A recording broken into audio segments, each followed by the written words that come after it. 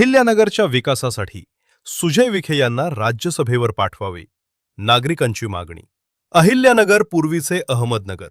जिल्ह्याच्या सर्वांगीण विकासाला गती देण्यासाठी माजी खासदार सुजय विखे पाटील यांना राज्यसभेवर संधी द्यावी, अशी जोरदार मागणी सध्या जनसामान्यातून पुढे येत आहे. विविध सामाजिक संघटना, व्यापारी संघटना, युवक वर्ग तसेच सामान्य नागरिकांकडून याबाबत सकारात्मक प्रतिक्रिया उमटत असून सुजय विखे यांची संसदेत उपस्थिती ही अहिल्यानगरच्या विकासासाठी उपयुक्त ठरेल, असे मत व्यक्त होत आहे. नागरिकांचे म्हणणे आहे की सुजय विखे पाटील यांनी खासदार म्हणून काम करताना पायाभूत सुविधा, आरोग्य सेवा, शिक्षण व्यवस्था आणि युवकांसाठी रोजगाराच्या संधी यावर विशेष भर दिला होता. त्यांच्या कार्यकाळात अनेक विकास कामांना चालना मिळाली होती. त्यामुळे त्यांना राज्यसभेवर प्रतिनिधित्वाची संधी मिळाल्यास जिल्ह्याचे प्रश्न थेट केंद्र सरकारपर्यंत प्रभावीपणे पोहोचवता येतील, असा विश्वास नागरिकांनी व्यक्त केला आहे.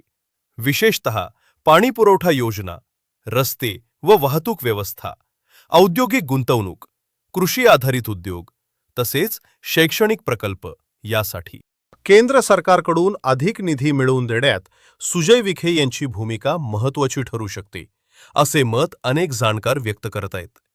अहिल्यानगर जिल्हा हा ऐतिहासिक व सांस्कृतिकदृष्ट्या समृद्ध असला तरी औद्योगिक आणि रोजगार निर्मितीच्या दृष्टीनं अजूनही मोठ्या संधी उपलब्ध आहेत. त्या संधी प्रत्यक्षात आणण्यासाठी अनुभवी आणि अभ्यासू नेतृत्व आवश्यक असल्याचे मत नागरिकांचे. युवक वर्गामध्येही या विषयावर चर्चा रंगताना दिसत आहे. राज्यसभेवर एक प्रभावी नेता गेल्यास जिल्ह्याच्या विकासासाठी ठोस धोरण आखता येईल, असे युवकांचं म्हणणे आहे. तसेच व्यापारी वर्गालाही उद्योगपूरक वातावरण निर्माण होईल, अशी अपेक्षा आहे. एकूणच अहिल्यानगर जिल्ह्याच्या प्रगतीसाठी सुजय विखे पाटील यांना राज्यसभेवर पाठवावे, अशी जनभावना हळूहळू अधिक ठळक होत चालली आहे. येणाऱ्या काळात ही मागणी राजकीय पातळीवर कितपत आकार घेते, याकडे सर्वांचं लक्ष लागले आहे. मात्र नागरिकांच्या अपेक्षा स्पष्ट आहेत. विकासाभिमुख नेतृत्व मिळाले तर अहिल्यानगरचा चेहरा मोहरा बदलू शकतो. याबद्दलचे आपले मत देखील कमेंटमध्ये स्पष्ट करा. अशाच प्रकारच्या बातम्यांसाठी आपल्या चॅनलला आत्ताच सबस्क्राईब करा. जनसेवा लाईव्ह, योग्य बातमी.